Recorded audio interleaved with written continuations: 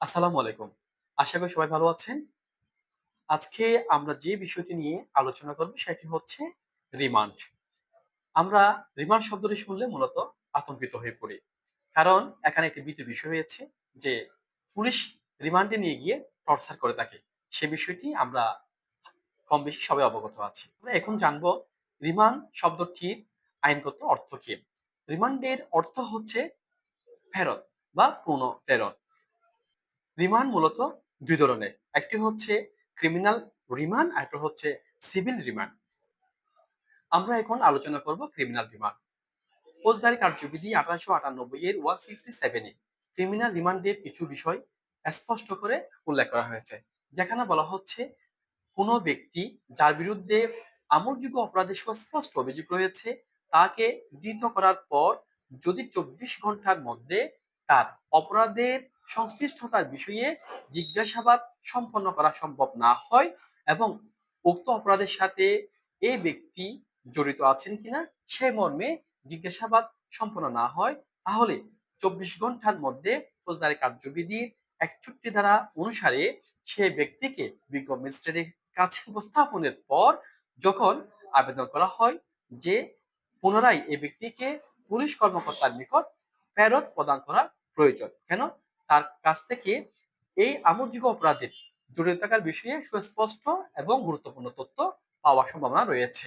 সেক্ষেত্রে এই আসামিকে পুলিশ হেফাজতে পুনরায় প্রেরণ করাকে আইনের ভাষায় বলা হয়ে থাকে রিমান্ড।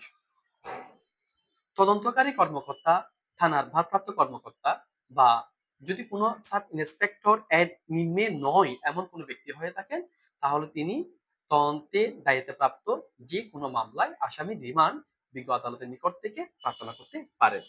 আসামিকে যখন ধৃত করার ২৪ ঘন্টার মধ্যে নিকটতম ম্যাজিস্ট্রেটের সামনে উপস্থাপন করা হবে, সে ম্যাজিস্ট্রেট যদি থার্ড ক্লাস বা সেকেন্ড ক্লাস না হয়ে থাকে বা স্পেশালি তাকে যদি ক্ষমতা দেওয়া হয়ে থাকে, তবে সে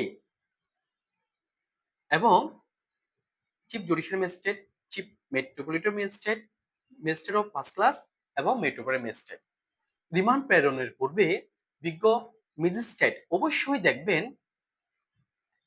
এই আসামিকে রিমান্ডে প্রেরণ করার আইনগত যৌক্তিকতা আছে কিনা। পুলিশ তার ফরওয়ার্ডিং এ বা এই আসামির সংশ্লিষ্টতা রয়েছেন মর্মে যৌক্তিক আইনগত সে কারণ দেখাতে পেরেছেন কিনা এবং এই আসামি শিশু কিনা, বয়স্ক বা মহিলা কিনা এবং অসুস্থ ব্যক্তি কিনা বা তার চিকিৎসার প্রয়োজন আছে কিনা, এই অপরাধের সাথে এই আসামির সংশ্লিষ্টতার সুস্পষ্ট অভিযোগ আছে কিনা বা অন্য কোনো আসামি যিনি পূর্বে 164 দিয়েছেন সে আসামি এই আসামির নাম বলেছেন কিনা এ বিষয়ে অবশ্যই বিজ্ঞ বিচারক বিবেচনায় আনবেন।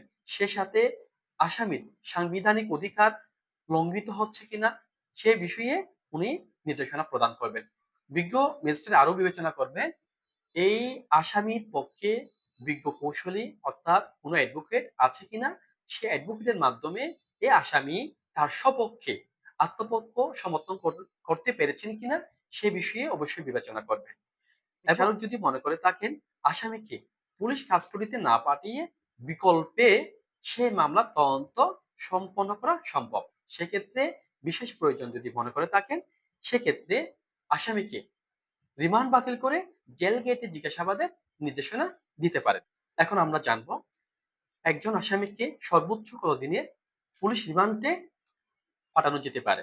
একজন আসামিকে ফৌজদারি কার্যবিধির ১৬৭ ধারার বিধান মতে সর্বোচ্চ ১৫ দিনের বেশি নয়, অর্থাৎ ১৫ দিনের কম সময়ের জন্য পুলিশ রিমান্ডে পাঠাতে পারে। আমরা সাধারণত ইন প্র্যাকটিস দেখে থাকি মামলার মেরিট বিবেচনা করে একজন বিচারক আসামিকে পুলিশ রিমান্ডে প্রেরণ করে থাকেন। সেক্ষেত্রে ২ দিন, ৩ দিন, সর্বোচ্চ ৪ দিন, এর বেশি সাধারণত হয় না। যদি গুরুতর মামলা হয়ে থাকে পরবর্তীতে সে সময় শেষ হওয়ার পরেও যদি মামলার তদন্ত কার্য সম্পন্ন করা সম্ভব না হয়, সেক্ষেত্রে তদন্তকারী কর্মকর্তা বিজ্ঞ বিচারকের নিকট পুনরায় রিমান্ডের আবেদন করে থাকেন।